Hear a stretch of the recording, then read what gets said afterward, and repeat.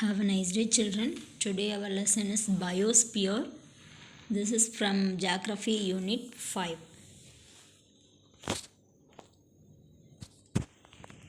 We'll see about in this lesson introduction. Biosphere, the fourth sphere of the earth, is a life supporting layer that exists on the earth's surface. It includes flora and fauna that thrive on or near the Earth's surface. The vertical range of the biosphere is approximately 20 km from the ocean floor to the troposphere. However, most plants and animals live in a very narrow section for about 1 km above and below the mean sea level, that is MSL. Biosphere is made up of different ecosystems and biomes. All living things, large or small, are grouped into species. The area in which an animal, plant, or microorganism lives is called its habitat. A wide variety of plants and animals live in a particular habitat known as biodiversity. Next, we will know about ecosystem. An ecosystem is a community where all living organisms live and interact with one another and also with their non-living environment such as land, soil, air, water, etc. Some of the examples: pond ecosystem, forest ecosystem, desert ecosystem, etc.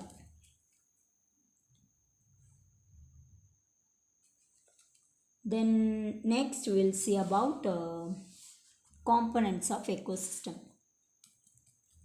An ecosystem consists of three basic components, namely abiotic components, biotic components, and energy component.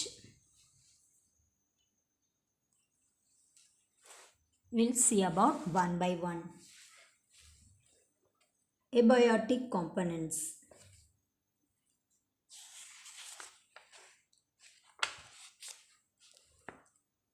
Abiotic components include the non-living, inorganic, physical, and chemical factors in the environment. For example, land, air, water, calcium, iron, etc. Then we will see about biotic components. Biotic components include plants, animals, and microorganisms. Biotic components can be classified into three categories, that is, producers, consumers, then decomposers. What is producers?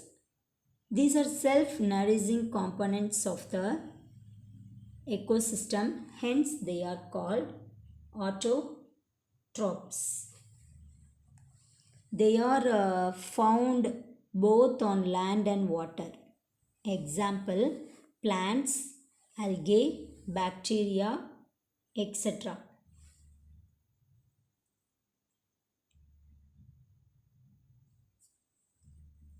Consumers are those that depend on producers directly or indirectly. Hence, they are called heterotrophs. The common category of consumers are primary consumers, secondary and tertiary consumers. What is primary consumers? It depends on producers for their food. They are exclusively herbivorous. For example, zebra, goat, etc. Next, secondary consumers are all small carnivores, that is, they consume herbivores. Example: lion, snake, etc. Last one is tertiary. consumers. These are top carnivores that prey on both herbivorous and carnivorous. For example, owl, crocodile, etc. The last component is decomposer or decomposers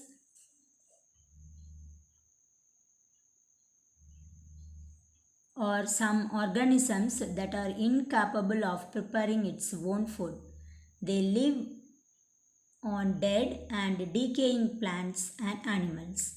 Hence, they are called saprotrophs. For example, fungus, mushrooms, etc. Next, last components of ecosystem, that is energy components. All organisms in the biosphere use energy to work and convert one form of energy into another. The sun is the ultimate source of energy for the biosphere as a whole. The solar energy gets transformed into other forms of energy through the various components in the ecosystem. The producers, consumers, and the decomposers contribute a lot to the energy flow in an ecosystem. Next, we will see about functions of an ecosystem.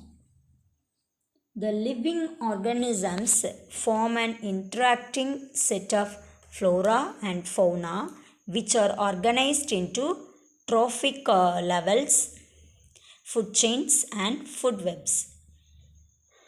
The functioning of an ecosystem depends on the pattern of the energy flow as it helps in the distribution and circulation of the organic and inorganic matter within an ecosystem.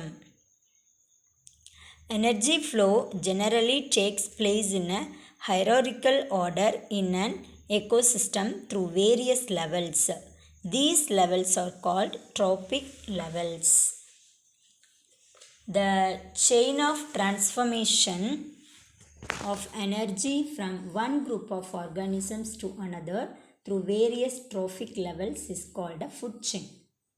A system of interlocking and interdependent food chain is called a food web.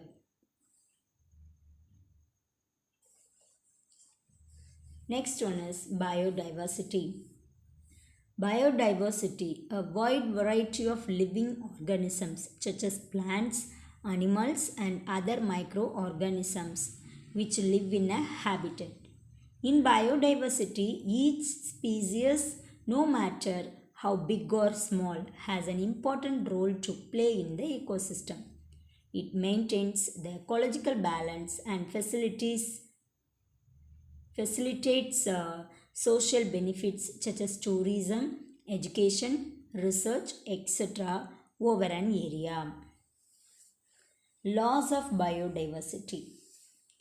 The extinction of species such as flora and fauna due to human and natural influences is called loss of biodiversity.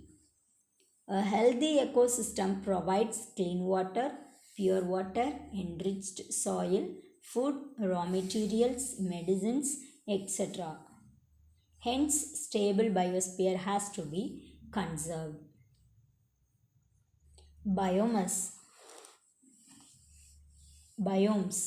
A biome is a geographically extensive ecosystem where all flora and fauna are found collectively. Biomes are defined by abiotic factors like relief, climate, soil, and vegetation. They are classified into two broad categories, terrestrial biomes and aquatic biomes. What is terrestrial biomes? Terrestrial biomes is a group of living organisms that live and interact with one another on land. They are mainly determined by temperature and rainfall. What is aquatic biomes? Aquatic biome is a group of living organisms that interact with one another and its aquatic environment for nutrients and shelter. Starting from terrestrial biomes. Some of the major terrestrial biomes of the world are tropical forest biomes, tropical savanna biomes, desert biomes, temperate grassland and tundra biomes. We will see about one by one. Tropical forest biomes.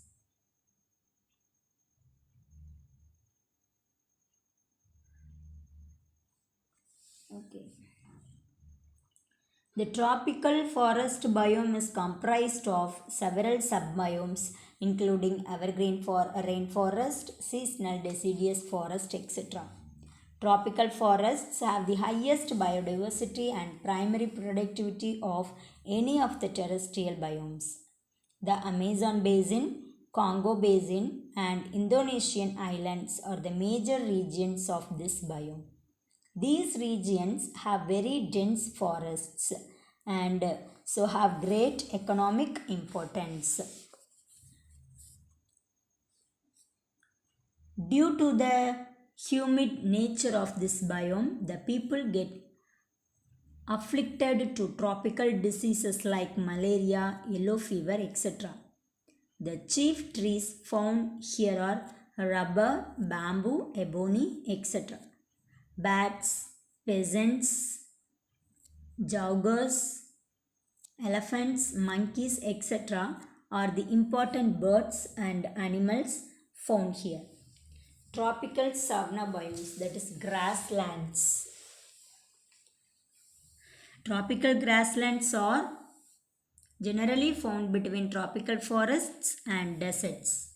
Tropical savanna biomes are found between 10 degree to 20 degree north and south latitudes. This biome is generally hot and dry and experiences moderate to low rainfall. So the grass which grow here are tall and sharp. Hence the chief occupation of the people found here is herding. The primitive people living here are nomadic. The common animals found here are the lion, leopard, tiger, deer, zebra, giraffe, etc. Flora such as Rhodes grass, redwoods grass, lemongrass, etc. are found in this biome.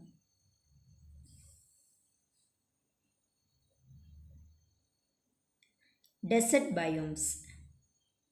Deserts are usually found on the western margins of the continents between 20 degree and 30 degree north and south latitudes. The annual rainfall is less than 25 centimeter in these regions. Due to the lack of rainfall and arid conditions, these regions do not possess any vegetation but have special vegetation type called xerophytes.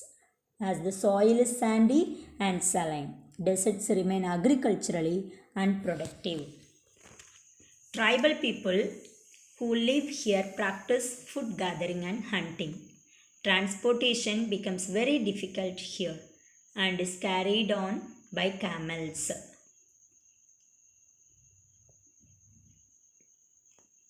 Reptiles like snakes, lizards, scorpions, etc. are most commonly found here. Next one, temperate grassland biomes. These are usually found in the interior of the continents and are characterized by large seasonal temperature variations with warm summer and cold winter. The type of grassland in these regions strongly depends upon precipitation. Higher precipitation leads to tall and soft grass and lower precipitation leads to short and soft grass. Pastoral industry becomes the main occupation, thereby facilitating slaughtering of animals, packing of raw and processed meat, dairy products, etc. The common birds and animals are grasshopper, wolf, bison, prairie dog, etc. Next one, tundra biomes. These vast lowlands are found where the ground remains frozen. Greenland, Arctic and Antarctic regions and northern parts of Asia, Canada and Europe fall in this biome. These regions are also called barren lands. Hunting and fishing are their major occupations. They live in igloos in winter and in tents during summer. Arctic moss, Arctic willow, lichens, etc. grow here. Fauna like the polar bear, wolverine, reindeer, snowy owl are found here. Next one we will see about aquatic biomes.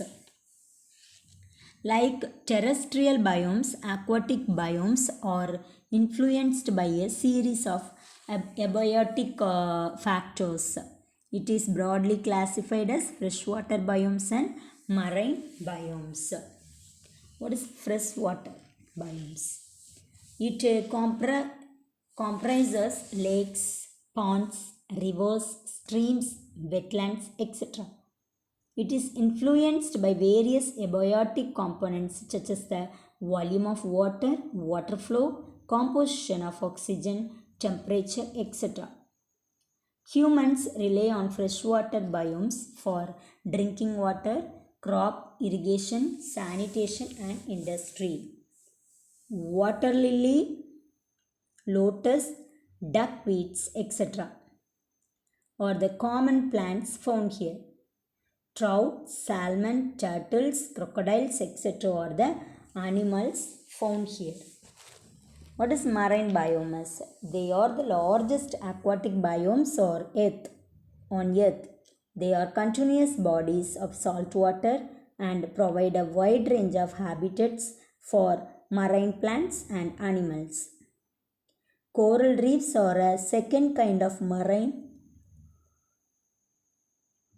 biomes within the ocean. Aquatic biomes are not only important for plants and animals but also for humans. Humans use aquatic biomes for water, food and leisure activities. Some of the threats and issues to aquatic biomes are overfishing, pollution and rise in sea level.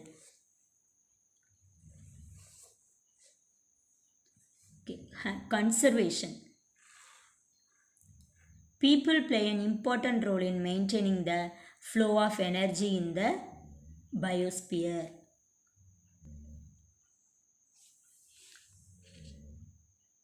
At the same time, the primary cause of today's loss of biodiversity is habitat alteration caused by human activities. The ever increasing population results in over exploitation of biological resources. Hence, it is man's duty to conserve and care for the earth and make it a better place to live in. We have biosphere reserves also.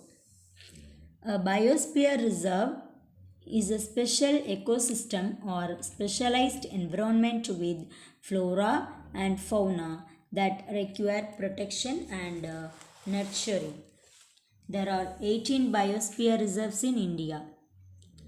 Look at the map, we can see the 18 biosphere reserves.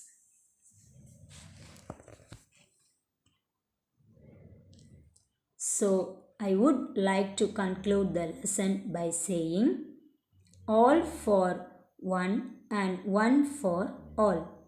Keep biodiversity or our or our future may fall. Conserve our biosphere. I hope you are all understand about a biosphere. Let's see the book back question answer. Pause the video to note down the question answer.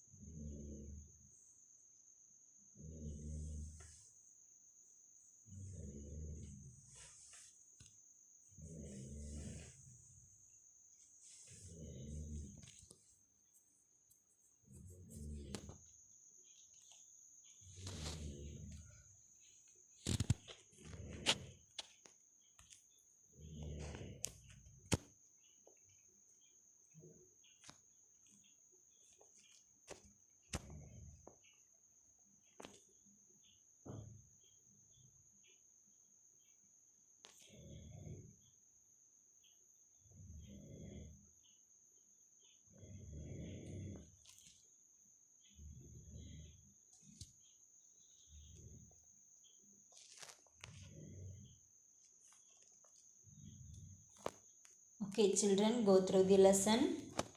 Learn book back question and answer. Take care of yourself. Thank you. Bye bye.